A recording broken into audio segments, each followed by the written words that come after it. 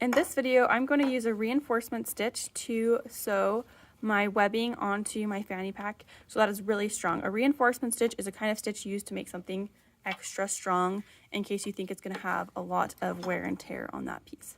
Since these are our straps that will hold our fanny pack on, they're going to have a lot of wear and tear, so we want to make sure they're really strong. There's two types of reinforcement stitches. One is to stitch over something twice. The other one is to adjust your stitch length. So we're going to adjust our stitch length.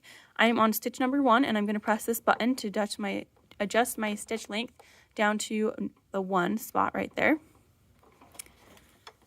And I'm going to sew both sides really well. I'm going to do 1/4 inch seam allowance. So 1/4 inch means the edge of my presser foot is lining up with the edge of my fabric. And I'm just starting where the webbing is. And I'll go ahead and back stitch. It's going to be really tiny stitches though, so just keep that in mind. I'll go ahead and go backwards 3 stitches. I did a few more just because it's such tiny stitches.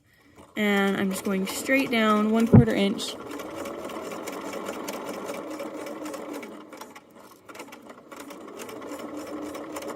And I'll go ahead and back stitch here. And I'm done with that stitch. I'm going to do both kinds of reinforcement stitch because I want mine to be really strong and I don't want it to fall apart on me. So I'm actually going to go back, and you should do the same, and do one more stitch right on, sorry, I should have zoomed out for you. I'm going to do one more stitch right on top of that. But first I'm going to double check that's where I want, because reinforcement stitches are really hard to take out. So if you mess up here, it's going to be tricky, and the more we sew on it, the more hard it will be to take out. So I'm going to pull my threads back behind again, and I'm going to do one more stitch right on top of where I've already stitched. So I'm doing both kinds of reinforcement stitch. I'm doing 2 stitches on top of each other, and both of the stitches are really tiny, and those tiny stitches are just really hard to take out very strong.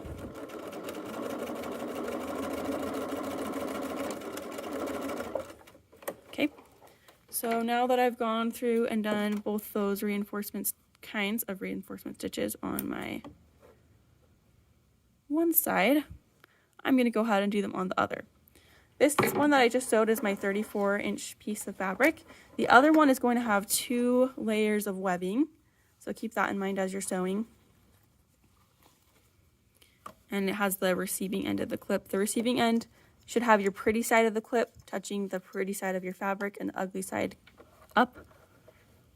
And I'm going to go ahead and sew these again with a reinforcement stitch, so I have that tiny little stitch there. And I'm going to go ahead and stitch this in place. So I'll go ahead and back stitch 1/4 inch seam allowance. It's okay if your stuff is fraying, because we're going to serge it in just a second to keep it from fraying anymore. Well, eventually we'll serge it, not quite yet. And this time, another way I can do this, instead of just restarting my seam, I can always take my hand wheel and use that with my thumb on top coming towards me to lower my needle into place.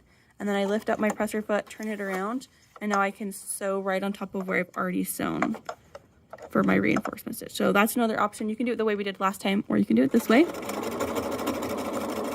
And when I get to the end, I will back stitch again. Okay, once I'm done, I'm going to lift up my presser foot. I'm going to pull my fabric out, trim any of these threads right here that are in the way. I have a few more threads to trim. And then I'm going to check and make sure that my bag looks pretty good. I have those where I want them to be, and I'm ready to move on. Before you move on, just make sure to reset your machine. You can always do that by turning your machine off and on again, or you can adjust your stitch length back to where that flashing bar is. Okay, you're good to move on.